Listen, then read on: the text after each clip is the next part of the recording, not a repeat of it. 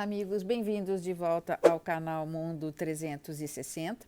E hoje, segunda-feira, dia 8 de novembro, eu estou aqui para comentar as eleições que aconteceram ontem, domingo, dia 7, na Nicarágua.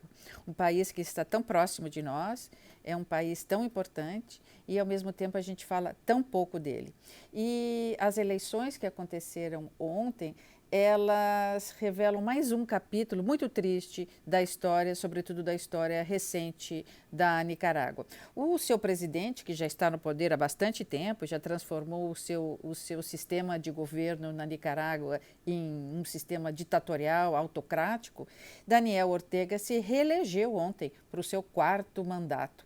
E essa eleição que aconteceu dia 7, domingo, na Nicarágua, tem sido considerada pela comunidade internacional como uma eleição de fachada, um verdadeiro teatro, né?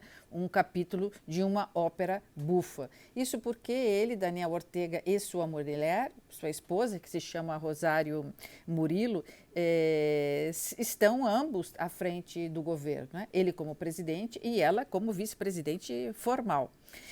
Eles, então, como eu dizia, se reelegeram e foi considerada uma eleição de fachada, porque ainda que com uma aparência de eleição democrata, eleição democrática, na medida em que com Daniel Ortega concorreram outros 5 candidatos, né? Esses outros 5 candidatos, na verdade, eram candidatos de fachada, todos apoiadores do governo, nenhum deles de oposição. E, na verdade, 6 candidatos que sim eram candidatos de oposição foram presos por Daniel Ortega nos últimos tempos. Então, na verdade, nada mais foi do que uma eleição fictícia. Mas a comunidade internacional não aceitou, não vai aceitar. Os Estados Unidos já vieram a público.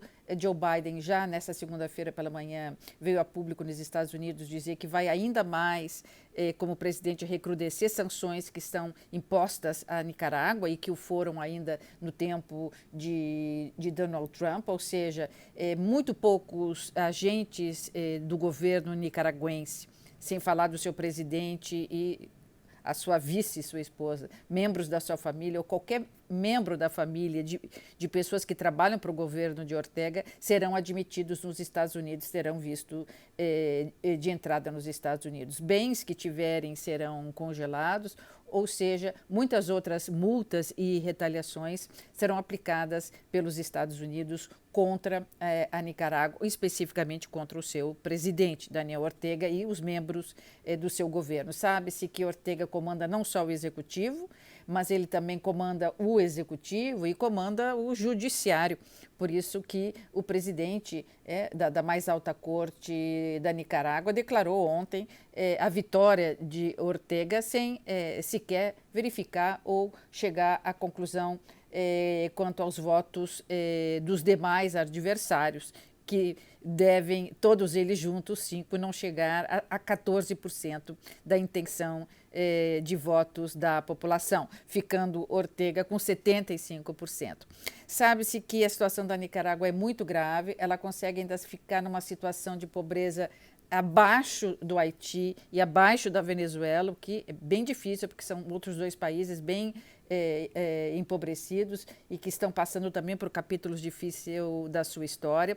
O Banco Mundial pronuncia um 2022 terrível para a Nicarágua, decrescendo 2 dígitos, isso é bem expressivo.